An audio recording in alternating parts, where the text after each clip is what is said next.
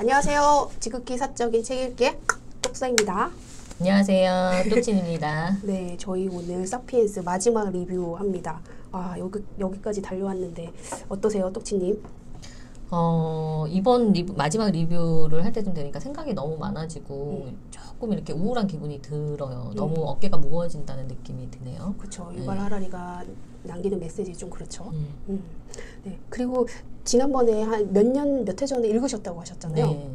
그때 읽었을 때와 지금 읽었을 때의 차이가? 그때 읽었을 때는 제가 기존에 알았던 것과 다른 어떤 이야기를 한 것들, 그 팩트만 다른 반전을 이야기했던 것만 기억이 났는데 이번에는 읽으니까 자꾸 성찰할 수 있는 질문이, 유발 하라리가 질문을 던지면서 계속 이야기를 가잖아요. 그 질문이 저한테 되게 많이 남더라고요. 네. 역시 책은 몇 번 읽어야 돼요. 좋은 책은. 네. 네, 한 번으로 끝내면 안 되는 책인 것 같습니다.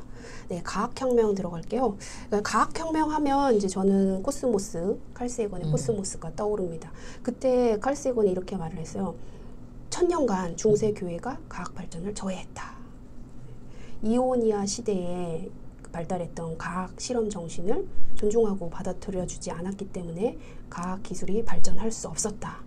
그래서 그 책임은 중세 교회에게 있다라고 말을 했어요. 그런데 1500년 이후부터 과학이 이제 점차 발달했다고 얘기를 했거든요.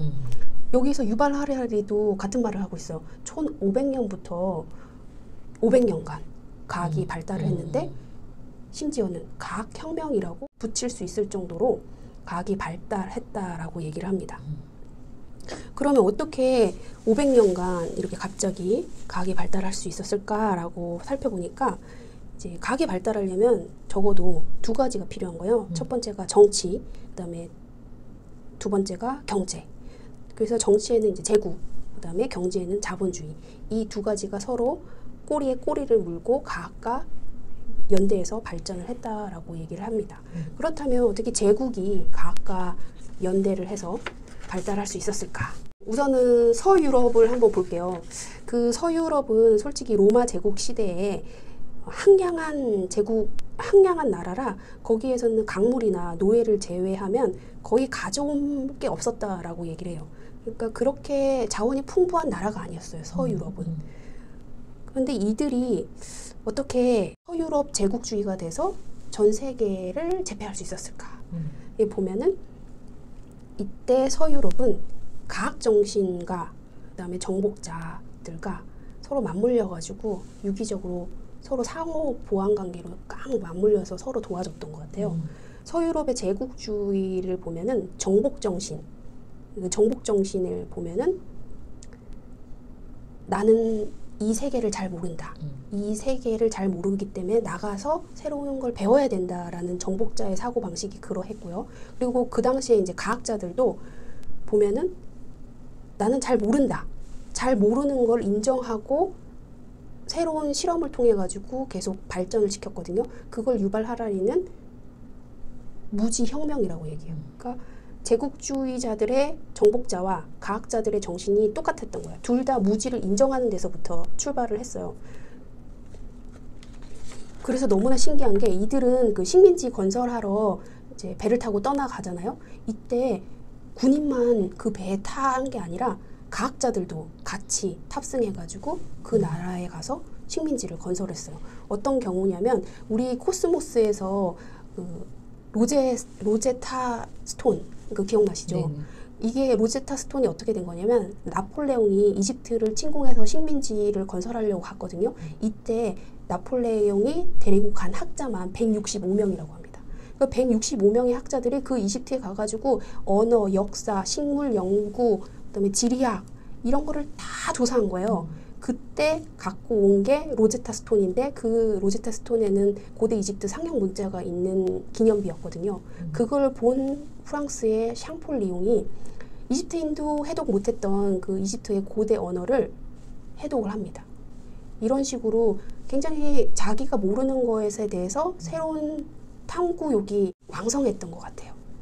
그리고 심지어는 다윈 있죠. 찰스 다윈도 그 대웅 제국의 그 식민지 건설할 때 같이 탑승했던 지리학자였더라고요. 그래서 실증적인 자료를 수집해가지고 나중에는 진화론까지 만들었더라고요. 와, 너무 재밌었어요. 결국에 이 진화론은 찰스 다윈이 여러 그 식민지 건설하고 하러 다니면서 모은 자료들을 총망라해서 집대성한 학문이더라고요. 그래서 재밌었고요. 그리고 그 비어있는 지도 부분에 보면은 이들은 이제 우리 그 전에 있는 세계 지도를 보면 세계 지도가 완전히 꽉 찼었거든요. 거의 빈틈없이 꽉 찼는데 이 서유럽의 그 제국주의자들이 만든 지도를 보면은 텅텅 비어 있어요. 그러니까 이들은 잘 모르는 것은 그냥 모른다라고 인정을 하고 모르는 부분은 그냥 비워둔 거예요. 그래서 이 비워둔 곳에는 뭐가 있을까라고 해서 배를 타고 이제 탐험을 떠나고 식민지 건설을 했던 거죠. 혹시 이 부분에서 뚝치님? 네. 그러니까 뭐 근대 이전, 그러니까 지금으로부터 1500년 이전엔 그때는 종교가 모든 것을 다 내가 알고 있으니 나를 믿으라 이런 마음이었으니 모르는 것까지도 다 채워 넣을 수밖에 없는 지도를 썼을 것 같아요. 안 그러면 누가 종교를 믿겠어요. 그렇죠. 네, 그래서 그런 세계 전체에 대해서 잘 알고 있다는 인상을 주기 위해서 빈 공간이 없는 세계 지도를 만든 거고. 15세기, 16세기 들어오면서부터는 이제 무지를 인정하기 시작했잖아요. 그래서 내가 알지 못하는 것이 분명하게 있다라고 생각을 하고 그걸 떳떳이 말했단 말이에요. 그러니까 빈 공간이 많은 세계 지도를 그리면서 그 빈 공간을 좀 어떻게 찾아가 보려는 탐험들을 많이 시작하게 된 것 같아요. 그러니까 무지를 알려고 하는 지적 욕구가 이제 생긴 것 같은데 이 부분에서 이제 콜럼버스가 이제 아메리카 대륙을 뭐 발견했다고도 얘기하고 그래서 신대륙 발견으로 보기도 하고 뭐 구대륙 침략으로 보기도 하고 뭐 그런 관점에서는 콜럼버스의 얘기가 많이 나오는데 여기에서는 이 콜럼버스를 또 다른 관점에서 좀 이야기를 하더라고요. 어떤 부분이냐면 이 콜럼버스가 사람들한테 이제 투자자를 얻으러 다니면서 막 여러 거절을 당하다가 스페인의 투자를 받아서 떠나게 되잖아요. 네. 그렇게 말한 게 아주 호언장담을 한 거거든요. 내가 인도에 가겠다. 그래서 새로운 그 항로를 개척하겠다. 해서 갔는데 그게 사실은 인도가 아니었던 거죠. 왜냐면 그 사이에 아메리카 대륙이 있을 줄 몰랐었으니까.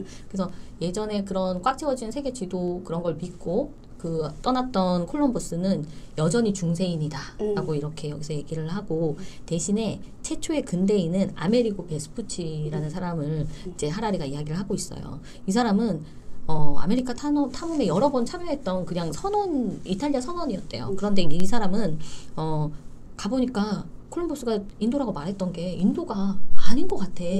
저게 뭐지? 하고 자기가 모르고 있다는 걸 인정을 한 거예요. 그래서 그 대륙은 완전히 새로운 대륙이고 전혀 알려지지 않는 곳이다. 이렇게 얘기를 한 거고 이 사람에게 영감을 받은 지도 제작자가 그 신대륙을 그려놓고 이 사람의 이름을 기리기 위해서 아메리카 대륙이라고 이제 붙였다고 합니다. 그래서 이 아메리카라는 이름이 붙일 만큼 되게 유명해진 거잖아요. 근데 이 사람이 사실 한 일은 나는 모른다. 그 대륙을 처음 봤다. 이렇게 얘기한 것밖에는 없다라고 얘기한 점이 되게 재밌었던 것 같아요. 네.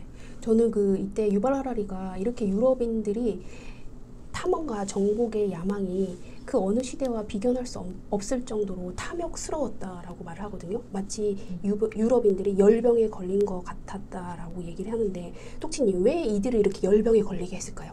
콜럼버스가 이 아메리카 대륙을 발견하고 여기서 투자했던 스페인이 굉장히 막대한 부를 얻게 됐죠. 정치가와 그 왕실과 이런 사람들이 엄청난 부를 얻게 되어서 이 모르는 것을 새로 탐험해서 발견해내는 것은 우리에게 굉장한 자본을 주는구나 라고 해서 했을까요? 그런 것 같아요. 저는 그러니까 똑치님이 아까 말씀하신 것처럼 내가 모르는 것을 발견하고 나니까 이게 어마어마한 이득이네. 그럼 내가 모르는 것이 얼마나 많을지 그 모르는 것이 또 나에게 얼마나 큰 이득을 갖다 줄지 그게 막 안에서 들끓은 거예요. 그 탐욕이나 그 열망과 열정이. 그래서 이들을 유럽 밖으로 내몰아서 식민지 건설을 하도록 도운 것 같습니다. 진짜 무지를 인정하는 것 자체가 어쩌면 이들을 일으킬 수 있는 원동력이 된 것 같아요. 그래서 과학혁명은 무지의 혁명이었다라고 얘기를 하는 것 같아요. 그리고 저는 제국주의에서 되게 신기한 게 이런 무지를 인정했기 때문에 다른 새로운 세계에 대해서 알려고 하는 욕망, 탐욕이 커졌고 그래서 이들은 제국을 건설할 때 항상 이런 뭐 고고학자, 인류학자, 지리학자, 동물학자 이런 학자들을 되게 많이 데리고 갔어요. 그래서 그 지역을 조사하고 거기에서 나오는 동물, 식물도 조사하고 그리고 그 역사, 언어 자료까지 수집을 다 하거든요. 그래서 이들이 발견해낸 게 어마어마하더라고요. 심지어는 인도에 고대 문명이 있었다는 것도 영국인들이 발견한 거고요. 그 다음에 아까 프랑스에서 프랑스인이 이집트에 상형 문자를 해독했는데 영국인이 인도에서 서령 문자를 해독하거든요. 그 나라에 사는 국민들은 관심도 없었는데 이들이 와가지고 해독을 해요. 그러면서 밝혀지는 역사와 인류의 그 단계에 숨어 있었던 정보들이 하나둘 밝혀집니다. 그래서 유럽인들은 새로운 지식을 얻는 것이 언제나 선이라고 믿게 되었대요. 선인 거죠. 그래서 이들은 자기가 새로운 지식을 탐구하고 새로운 지식을 또 나눠줘야 된다라고 생각해서 이 제국주의의 프로젝트를 진행을 했다고 합니다. 물론 이 안 좋은 점도 물론 있어요. 그걸 이제 외계로부터의 침공이라는 제목으로 또 하나리가 설명을 하는데 네. 이렇게 해서 탐험을 해서 그 남미 쪽으로 들어가서 아즈텍 문명을 박살내고 잉카 그래요. 문명을 박살내고 네. 완전 잔인하게 사람들을 학살하고 그랬잖아요. 네. 그러니까 이런 부작용도 사실은 있죠. 네. 그다음에 우리가 과학이 이제 어떻게 자본주의와 연대를 했는지 이제 그거를 살펴보려고 하는데요. 과학은 당연히 돈이 수반되죠. 당연한 겁니다. 그거는 돈 없이 있는 과학을 할 수가 없어요. 그래서 우리가 그동안 읽었던 책에 보면 과학자들이 토로하는 애로점이 뭐였죠? 투자를 확보를 못하는 거죠. 프로젝트를 하고 싶은데. 네. 그래서 심지어 그 사람들의 구미를 당길 것 같은 프로젝트를 일부러 내기도 하죠. 네네. 연구 자금을 확보하기 위해서. 네, 정말 돈 없이는 과학이 안 됩니다. 그런데 이렇게 자본주의가 그동안 과학을 밀어주지 않았거든요. 근데 어떻게 하다가 과학을 밀어주게 됐을까라고 보면은 그전에는 파이가 고정되어 있다라고 생각을 해서 내가 파이를 먹으려면 다른 사람 거를 뺏어 와가지고 먹어야 된다고 생각을 했는데 이제는 과학이 발전을 하면서 파이를 키울 수 있다라고 생각을 한 거예요. 파이를 키워서 내가 먹고 싶을 만큼 얼마든지 먹을 수 있다라고 생각을 했기 때문에 돈이 과학한테 이제 계속 가는 겁니다. 그래서 자본주의자들은 식민지 건설을 하는데 적극적으로 동참을 하거든요. 근데 저는 여기서 되게 새로운 사실을 알았어요. 예전에 국사, 역사, 세계사 배울 때 동인도 회사라는 용어를 굉장히 많이 들었거든요. 그런데 동인도 회사가 저는 무슨 공공기업이나 정부 투자회사, 어용단체 요 정도 되는 줄 알았는데 완전히 민간 주식회사더라고요. 정말 깜짝 놀랐어요, 저는. 이 당시에 이제 민간 주식회사가 군대도 둘 수 있었고요. 대포와 함선, 그 다음에 장군 제도까지 다 고용해가지고 다른 나라를 침략해서 식민지화를 만들 수 있었더라고요. 거의 대부분 이런 민간 주식회사들이 식민지 건설을 하면 국가나 정부가 뒤에서 그냥 걔네들을 엄호해주는 거, 보호해주는 거예요. 그러니까 이게 자본주의를 확실하게 보여주는 것 같아요. 네. 그러니까 왜 우리가 지금 자본주의를 완전히 풀어둘 수 없냐면 국가가 어느 정도 간섭할 수밖에 없는지를 극명하게 보여주는 예 같아요. 어떻게 이게 주식회사가 다른 국가한테 가가지고 대포를 쏘고 총을 쏘고 군사가 가가지고 다른 민간인을 학살하고 할 수가 있어요, 이게. 근데 이 당시에는 이게 일반적이었다고 합니다. 제국건설에 이런 식으로 계속 민간 주식회사들이 다른 나라에 침략해서 자기네들이 거기에서 이제 물품이나 자원, 인력 등을 뺏어가지고 자기네 나라에 지원을 한 거죠. 그러면 이제 정부는 그걸로 갖고 국가의 재정을 불리고 국민들한테 이익을 주고 그러면서 이 주식회사들을 다 보호를 해주었던 거죠. 마지막엔 다 국유화하죠? 네, 맞아요. 여기에서 이제 보면은 인도 제국 같은 경우에는 동인도 회사가 100년 동안 지배를 했대요. 그런데 영국 왕이 1858년에 이르러서야 인도를 국유화했고 동인도 회사의 민영 군대도 국유화했다고 합니다. 이렇게 가게 주인들이 세운 제국이 대영 제국이었고 역사상 최대 제국이었다고 합니다. 이런 자본주의 때문에 일어난 전쟁이 너무 많아요. 우리가 아는 중국의 아편 전쟁도 그렇고요. 그 다음에 이집트도 그랬고요. 수에즈 운하 프로젝트. 그 다음에 그리스 독립전쟁도 그랬습니다. 결국엔 다 이게 자본주의 때문에 일어난 전쟁이었고 식민지화가 됐던 거더라고요. 너무 재밌었어요. 이거 정말 몰랐는데 이런 일이 있었다는 게 정말 신선했어요. 똑치님 혹시 여기까지 하실 말씀 있으신가요? 저도 이 제국이 워낙 사이즈가 크다 보니까 이 제국 국가 자체가 나서서 뭔가 하기를 되게 힘들었을 텐데 이때 자본주의가 이제 드러나서 이 자본을 기본으로 해서 움직이는 회사가 이렇게 제국을 넓히는데 힘이 되었다는 얘기를 저도 처음 알았네요. 그러니까 저는 우리나라가 이제 식민지가 되었을 때 동양척식 주식회사를 딱 일본이 세웠잖아요. 그런 이제 패턴으로 생각을 했었는데 여기는 조금 달랐네요. 네. 우선은 이제 경제가 이렇게 과학혁명 때문에 성장을 계속했어요. 과학혁명 때문에 증기기관이 나오고 이러면서 산업혁명이 발생을 했고 산업혁명이 되면서 경제성장은 점점점 잘 이루어졌습니다. 경제성장이 이루어지면서 가족과 공동체가 붕괴되고요.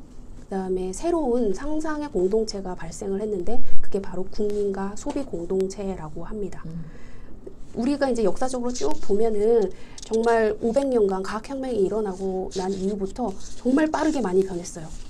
그 이제 현대 혁명들이라고 얘기하면 1789년에 프랑스 혁명, 1848년에 유럽의 연쇄적 민주화 혁명, 1917년에 러시아 혁명을 생각하는 경향이 많지만 오늘날로 보면은 모든 해가 혁명적이라고 합니다. 저는 이 말 읽는데 정말 공감이 되더라고요. 작년이 다르고 올해가 다르고 네. 그렇죠? 내년이 다르고. 네. 정말 저 어렸을 때는 인터넷이 없었거든요. 근데 저희 딸은 지금 유튜브 엄청 잘해요. 자기가 영상 편집도 할 줄 알고요. 업로드하고. 그리고 정말 달라질 것 같아요. 1년 후, 2년 후가 정말 달라질 것 같아요. 정말 이럴 때 우리는 어떻게 살아야 될까요, 독치님? 이렇게 빨리 변하는데요. 유연해져야 될 것 같아요. 그러니까 무지를 인정해야 되는 게 지금 상황에서도 굉장히 맞죠. 아, 진짜 맞는 말씀이시네요. 지금 우리가 모르는 걸 인정하고 새로운 거를 계속 배우려고 하는 게 맞겠네요, 정말. 유연한 태도가 진짜 필요한 것 같아요. 저는 이 산업혁명 부분에서 네. 하라리님이 제2의 농업혁명처럼 사기다라고 표현한 부분이 굉장히 좀 재밌더라고요. 그러니까 이런 과학혁명으로 인해서 산업혁명이 일어나면 사람들이 농업혁명 때처럼 더 잘 살 거다라고 생각했는데 사실은 어떤 뭐 컨테이너 위에서 계속 그 반복적인 일, 그다음에 뭐 획일적인 어떤 그런 상태, 노동자들은 계속 일을 하고 아침부터 저녁까지 계속 일을 하고 빈부의 격차는 늘어나고 딱 농업혁명 때처럼 그런 게 와서 사기지 않을까 이런 내용이 나와 있었던 게 되게 재밌었던 것 같아요. 이 부분이. 인간의 행복은 경제 성장이나 과학 기술만큼 행복하지 않다라고 얘기해서 사기다라고 말을 한 거잖아요. 네네. 농업혁명 때도 내가 그렇게 하면 행복할 줄 알았는데 사기였다고 얘기하고 산업혁명 때도 내가 이렇게 하면 더 행복해질 줄 알았는데 아니다. 그것도 역시 사기다라고 얘기를 하는데 그러면 인간의 행복은 왜 높아지지 않았을까요? 제가 생각할 때는 이 하라리가 처음 서문에서도 얘기하고 마지막에서도 얘기했는데 사실 농업혁명이나 산업혁명이나 과학혁명이나 모든 것은 다 어떤 물질적인 어떤 풍요를 위한 거잖아요. 그러면 그게 일종의 권력이 되거든요. 그러니까 사람들이 권력을 갖기 위해서는 그런 것들을 막 하고 실제로 이루어내기도 하는데 그 권력을 가져서 어느 시점에서는 좀 멈출 줄도 알고 만족할 줄도 알아서 행복으로 전환을 시킬 줄 아는 어떤 그런 형태의 능력이 필요한데 그게 처음 서문에서도 부족하다고 했고 지금 끝에서도 그런 말이 한 번 더 나오기는 하더라고요. 그래서 지금 시대에는 그 점을 우리가 고려해야 되는 게 아닌가, 그걸 생각해 봐야 되는 게 아닌가라는 생각이 들고 권력을 획득해서 멈출 줄 몰라서 더 나아가려고 해서 계속 거기에 매몰돼서 네, 거기에서 매몰되다 보니까 다른 것을 보지 못했던 것 같아요. 도덕경의 말이 생각나네요. 그러니까요. 만족할 줄 모르고 그칠 때를 모르면 정말 위태롭다. 네. 제국의 은퇴 부분 하겠습니다. 이제 제국이 소멸할 때 보통 전쟁이나 무정부 상태를 겪는데 이와 달리 서유럽의 제국들은 1945년 이래 평화로운 조기 은퇴를 선택했다고 합니다. 1945년 영국은 지구의 4분의 1을 지배했는데 그로부터 30년 뒤 영국은 대부분의 식민지에서 평화롭고 질서 있게 철수를 했어요. 그리고 프랑스 제국도 베트남이나 알제리에서는 제외하고 나머지 지역에서 평화롭게 철수했고요.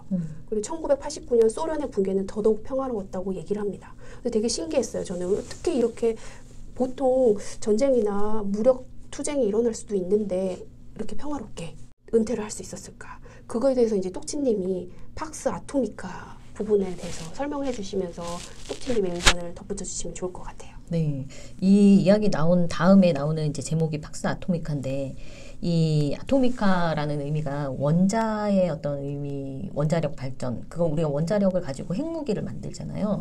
그래서 그 어떤 핵무기에 의해서 조종되는 평화로운 시대를 팍스 아토미카라고 이야기하는 것 같아요. 그러니까 그 이런 말이 이제 사용된 예를 보면 예전에 한 1세기, 2세기에 로마 제국이 세계를 지배했을 때 그때 팍스 로마나 그러니까 로마에 의해서 평화가 유지되던 그런 시대를 이제 팍스 로마나 그다음에 20세기에 미국이 이제 세계에 어떤 영향력을 가장 많이 끼쳤을 때 뭐 팍스 아메리카나 뭐 이렇게 사용했다고 하더라고요. 이런 말을. 그럼 팍스 아토미카가 핵무기에 의해서 조종되는 그 평화 어떤 그런 관점으로 본다면 이 앞에서 말씀하신 제국의 은퇴가 일어난 게 거의 45년도거든요.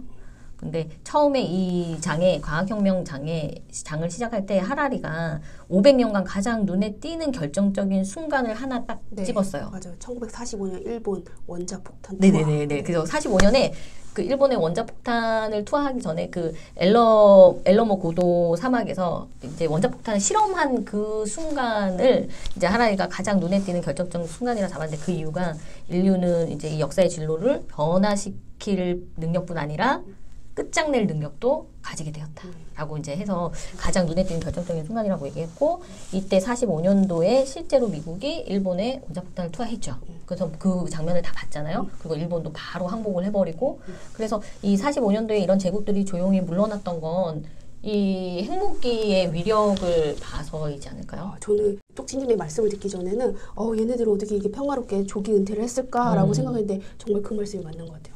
그거를 목격했고 두려운 거예요. 무서운 거예요. 자기도 그런 꼴을 당할까 봐. 그래서 미국의 핵무기가 너무 무서워서 다 빠르게 평화롭게 은퇴를 한 거더라고요. 저희 2차 대전 이후로는 어떤 커다란 전쟁이 일어나지 않고 일종의 평화의 시대에 있다고 이제 이야기를 했는데 그게 정말 팍스 아토미카에 의해서 조정되는 것 같아요. 네. 우리 모두가 알죠? 4차 대전이 일어나면 지구가 멸망할 거라는. 그렇죠. 네, 맞아요. 농업혁명도 겪었고 산업혁명도 겪었고 과학혁명도 겪었는데 우리는 행복해졌을까요? 행복하십니까? 이제부터 이제 유발 하라리가 얘기를 하는데요. 그 저희는 이제 마지막에 유발 하라리 말 끝난 다음에 한번 얘기하죠. 우리의 행복에 대해서 얘기할까요? 네. 유발 하라리는 행복은 이제 두 가지가 있다라고 얘기를 해요. 하나가 이제 생물학적 의미의 행복, 두 번째가 이제 사회과학적인 의미의 행복. 그래서 생물학적인 행복은 생화학 시스템에 의한 만족. 이거는 어떠냐면 우리 신경이나 유련, 시냅시스 또는 세로토닌, 도파민, 옥시토신 등의 다양한 생화학 물질에 의해 행복이 결정되는 거라고 얘기를 해요. 그러니까 나의 행복은 뇌를 조작시켜가지고 호르몬이죠. 호르몬을 행복하게 해주는, 쾌락을 느끼게 해주는 호르몬을 유발시키는 거예요. 그러면 나는 행복감을 느낀다는 거고요. 그리고 두 번째 이제는 사회과학적인 의미로는 행복이란 그런 것이 아니라 의미 있고 가치 있는 삶이 바로 행복이다라고 얘기를 하고 있습니다. 이 부분은 저희가 최인철의 굿나이프 책 읽었던 부분하고 일맥상통하고요. 그런데 이제 자유주의가 나오면서 행복에 대해서 이제 이렇게 생각을 한대요. 행복이란 주관적인 느낌이다. 그래서 주관적인 느낌이기 때문에 그 사람 개인에게 너 기분이 어떠니? 라고 물어봐야 된대요. 왜냐하면 그건 개인의 주관적인 기분이기 때문에. 저는 이 자유주의에 대해서 되게 재밌더라고요.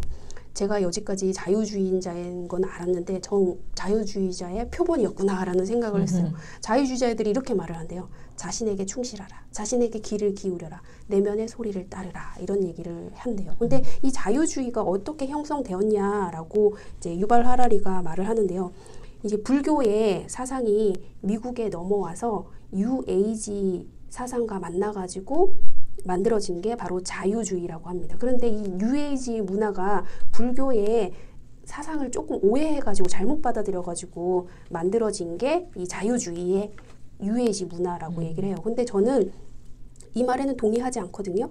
우선은 이제 그 유발 하라리의 말은 이제 부처의 가르침은 행복은 외적인 조건에 달려있지 않고 그다음에 진정한 행복은 주관적인 느낌이나 감정과도 무관하다. 그래 이 주관적인 감정이나 느낌 이것까지 다 버리고 중단하는 것이 진정한 행복이다라고 얘기를 해요. 그게 부처의 가르침인데 이 뉴에이지 문화는 행복은 외적인 조건에 좌우되는 것이 아니다라는 말은 똑같은데 우리의 내면의 느낌에 좌우된다. 나의 내면의 느낌에 귀를 기울여라. 이 말을 유해지 문안하고 있는데 이게 바로 잘못된 거라고 얘기를 하더라고요. 근데 유발 하라리의 의견에 대해서는 동의하지 않거든요. 이 유해지 문화는 인도의 불교 사상만 들어온 게 아니라 히피 문화 그리고 그 힌두 문화, 우파니샤드, 브라만 철학 이런 것들이 다 짬뽕돼가지고 만들어진 개인의 본질, 개인의 내면, 감정을 중요하게 존중하는 사상이지 이게 불교에 있는 걸 잘못 오해해가지고 만들어진 문화는 아닌 것 같다라는 생각이 들어요. 그러면서 네가 어떤 감정을 가졌고 어떤 생각을 가졌고 어떤 느낌을 가졌는지 잘 아는 것이 너를 잘 이해하는 것이고 그리고 그게 행복한 거다라고 얘기를 하고 있는데요. 저는 자유주의 관점에서 보면은 우선은 자신의 느낌, 이때의 느낌은 에고의 느낌이 아니거든요. 그러니까 에고가 어느 정도 덜어진 내면의 본질에서 올라오는 그 느낌을 말하는데 그런 느낌을 내가 정말 잘 알고 있다면 행복한 거라고 생각해요. 이렇게 인류가 과학혁명을 거쳐왔는데 넌 행복하냐라고 묻는다면 저는 그래도 행복해지는 사람이 많아지고 있다라고 생각을 하고 있습니다. 똑치님은 어떠세요? 네, 이 부분이 이제 처음 이런 내용을 접하시는 분들한테는 굉장히 어려울 수 있는데 에고가 뭔지 또 여기서 말하는 뭐 진정한 내면, 자아가 뭔지에 대해서 어려웠다고 생각하시는 분들도 있을 것 같아요. 근데 이제 하라리 같은 경우는 명상을 굉장히 많이 하시는 분이죠. 그러면서 이제 본인의 진짜 내면에 많이 충실하시려고 하시는 것 같고 이 뉴 에이지에서 이 자기 자신의 느낌, 감정 이런 걸 좀 에고의 차원에서 본 것 같아요. 그래서 약간 이런 문화가 있을 때 미국에서 마약도 많이 있었고 이런 어떤 히피 문화 쪽에서 뭐 범죄라든가 그런 것도 많이 있었잖아요. 자기 자신의 어떤 그런 충실한 감정이라는 그런 명목하에. 근데 그런 거는 사실 나의 본질의 모습은 아니라는 거죠. 그래서 내 자신에게 귀를 기울여야지만 들을 수 있는 내면 그런 것에 이제 집중하라는 이야기인 것 같아요.